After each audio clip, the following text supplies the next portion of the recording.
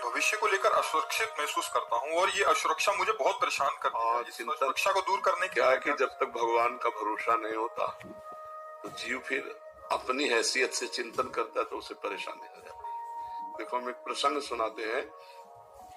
भीष्म पितामह जिस समय सेनापति बने, दुर्योधन के कौरव पक्ष के सेनापति, तो रोज 10,000 महारथी मारते थे।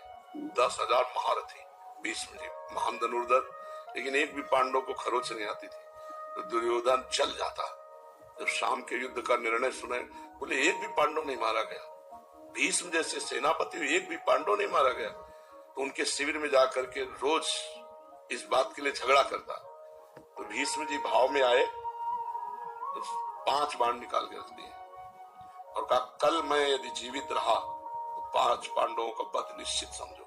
अब ये खबर फैल गई पूरे दोनों शिविरों में कि भीष्म ने प्रतिज्ञा की कल 5 पांडवों का वध होगा। इतने में द्रौपदी जी आ गई। बोले प्रभु सुना? बोले हाँ सुना कि 5 पांडवों के वध का उन्होंने 5 बाण निकाल लिए। द्रौपदी जी का अच्छा अपने दासी के कपड़े लाओ। भगवान ने दासी के वस्त्र पहने। द्रौपदी का आगे आगे चलो भीष्म पितामह के शिविर की तरफ, पीछे दासी आगे द्रौपदी। तो उनका सौभाग्यवती भाव, संध्या का समय था, तो द्रौपदी जी ने हटाया और कहा कि आप प्रण करते हो सौभाग्य उजाड़ने का और आशीर्वाद देते हो सौभाग्यवती भाव का, हम क्या माने कि कौन सा भीष्म सत्य है, सौभाग्य उजाड़ने वाला या सौभाग्य देने वाला? भीष्म जी का माला छूट गया। उनका वो कहा जो तुम्हें यहाँ लाया है, क्योंकि इतनी चतुराई से तेरे को यहाँ तक इस समय पहुंचाना केवल उसी का कार्य है। भीष्म जी खड़े हो गए और देखा तो दरवाजे में दासी बने खड़े थे भगवान। भीष्म जी ने जब देखा तो कहा, बेटी तेरे सौभाग्य को कौन उजाड़ सकता है?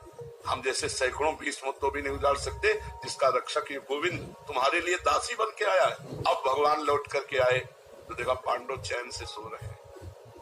पांडवों को जगा, भीष्म ने प्रतिज्ञा की है 5 पांडवों को मारने की। बोले हाँ पता है। बोले तुम चैन से सो क्यों रहे हो? बोले जिसके तुम रक्षक हो तो चैन से हम सोए, आप खुद व्यवस्था करो। तो समझ रहे हो, अगर भगवान का भरोसा है तो चैन से सोगे, वो व्यवस्था खुद कर देंगे। और भगवान का भरोसा नहीं तो अपनी परेशानी, अपनी जिम्मेवारी लेने पर हम परेशान हो जाए, क्योंकि हम मनुष्य हैं। हमारी क्षमता ईश्वरीय शक्ति के आगे नहीं है। अगर ईश्वर का तो ईश्वरीय शक्ति के आगे किसी का ऐसा नहीं कि कार्य बिगड़ जाए, सदैव बनते ही पाया गया है।